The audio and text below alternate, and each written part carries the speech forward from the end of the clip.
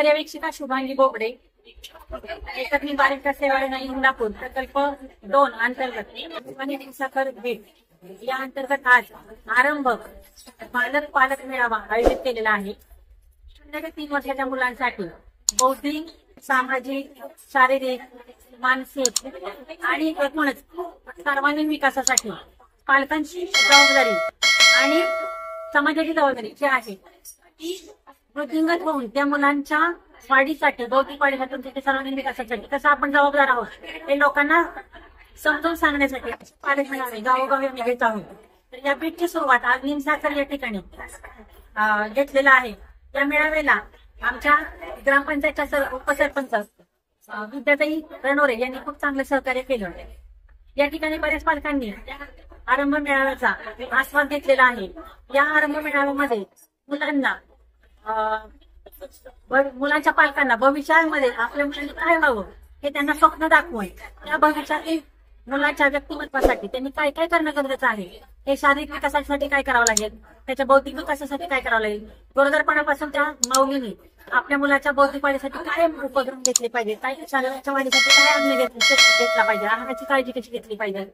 एवढंच काय त्याच्या वर्तनाची काळजी कशी घेतली पाहिजे, मोबाईल पासून कसं स्वतःला बाजूला ठेवलं पाहिजे, मोबाईलचा चुकीचा वापर आपल्या मुलाला कसा घातक करू शकतो हे पालकांना आम्ही या ठिकाणी समजावून सांगतोय। आहार देत असताना संवेदनशील पालकत्व कसं राबवलं गेलं पाहिजे या टिकलीच्या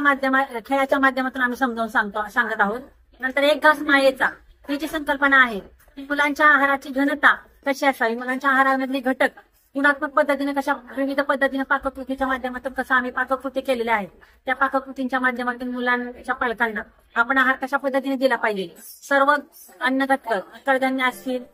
पिष्टमय पदार्थ असतील, तृणधान्य असतील, याचा कसा समावेश आपण आहारामध्ये करू शकतो आणि आहार कशा पद्धतीने गुणात्मक पद्धतीने पौष्टिक कसा करता येईल आणि आपल्या मुलांना कसा मायेचा घास देता येईल, गाणी गोष्टी सांगून कशा मुलांना आपल्याला आहार देता येईल। वास्तविक मुलांना लहानपणापासून संगीताची आवड निर्माण करण्यासाठी घरातील भांड्यांचा वापर, वाद्यांचा वापर कसा करता येईल, घरातल्या साधनातून खेळणी नको खेळ हवा या माध्यमातून आपल्या मुलांना कसं बोलतं खेळ करता येईल, खेळ करता येईल असे वेगवेगळ्या कृतीतून आम्ही सांगत आहोत। तसंच या ठिकाणी सापशिडी आहे, सापशिडीच्या माध्यमातून आपण आपल्या मुलांची वाढ आणि विकासाच्या सापशिडीच्या खेळामध्ये कसं आपण अडकतो, चुकीच्या गोष्टींचा कसं आपण सापाच्या घशात जातो आणि शिडीच्या माध्यमातून कशा कुठल्या गोष्टीचा उपक्रम केल्यानंतर आपण शिडीच्या माध्यमातून आपण मुलांचा चांगल्या पद्धतीचा विकास करू शकतो हे खेळातून आम्ही सांगत आहोत। तसंच मेंदूचं जाळं जे 3 वर्षाच्या आत घट्ट जाळं विणलं गेलं पाहिजे, तर त्यासाठी बुद्धीला चेतना देणारे कुठले उपक्रम आहेत, खेळ असतील, गोष्टी असतील, वेगवेगळ्या पानांच्या माध्यमातून रचना पद्धती असतील, बिया असतील, मातीची भांडी असतील, मातीच्या माध्यमातून कशी खेळणी तयार करायची, पाण्यातील खेळ आहेत, चाळणीतून पाऊस कसा पडतो त्याचा उपक्रम आहे, पाऊस कसा पडतो त्याचा